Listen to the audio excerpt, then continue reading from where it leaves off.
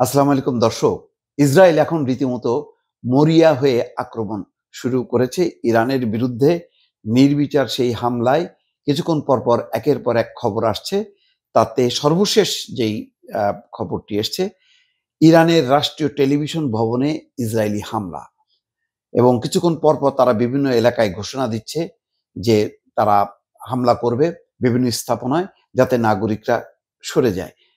রীতিমতো এইসব বক্তব্যের মধ্য দিয়ে তারা ত্রাস সৃষ্টি করছে। এর মূল কারণ হচ্ছে, গত রাতে ইরান তেল আবিব এবং আরো সংলগ্ন কয়েকটি শহরে ব্যাপক ক্ষেপণাস্ত্র হামলা চালিয়েছে, যেটি তাদের আকাশ প্রতিরক্ষা ব্যবস্থা কোনোভাবেই রুখতে পারেনি। বড় বড় ভবন একেবারে গুড়িয়ে গেছে। তো সেই কারণে তারা এখন মানে মরিয়া হয়ে নির্বিচার আক্রমণ শুরু করেছে। রাষ্ট্রীয় টেলিভিশন ভবনে হামলা করেছে।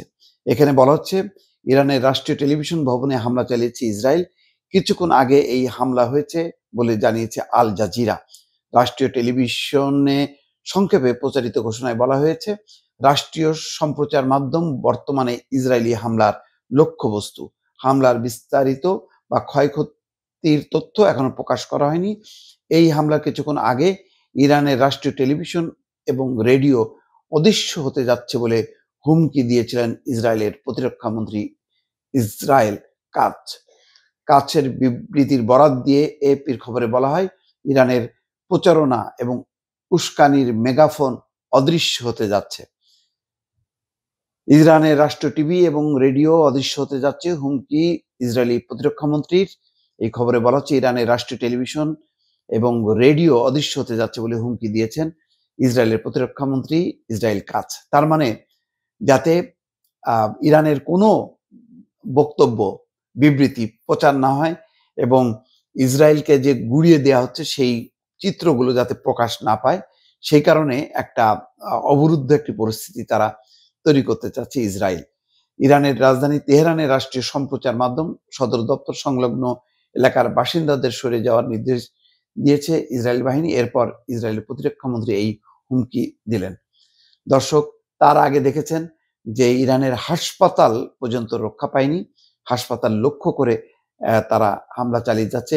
বোঝা যাচ্ছে যে সময় যত গড়াচ্ছে এবং ইরানের হামলা যত তীব্র হচ্ছে, রাতভর যখন একের পর এক ক্ষেপণাস্ত্র আশ্রয় পড়ছে ইসরায়েলের তেল আবিব, হনুফা সহ বিভিন্ন শহরে, তখন তারা মরিয়া হয়ে উঠেছে এবং ভয় ভীতি সঞ্চার করার উদ্দেশ্যে তারা দিনের বেলায় একের পর এক পাবলিক এরিয়ায় এবং এখন হাসপাতাল এবং রাষ্ট্রীয় টেলিভিশন রেডিও সেখানেও হামলা করেছে।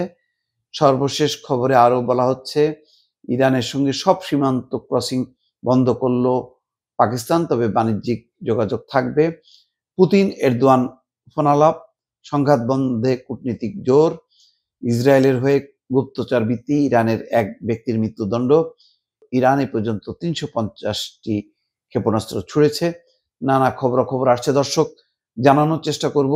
বোঝাই যাচ্ছে যে রাতের আতঙ্ক দূর করতে ইসরায়েল মরিয়া হয়ে ইরানের বিভিন্ন লক্ষ্যবস্তু নিশানা করে তারা হামলা চালিয়েছে, যাতে ইরান রাতের বেলা আর ক্ষেপণাস্ত্র হামলা চালাতে না পারে। দেখা যাক রাতের বেলা কি দৃশ্য আমরা দেখতে পাই। দর্শক, ভালো থাকবেন। আল্লাহ হাফেজ।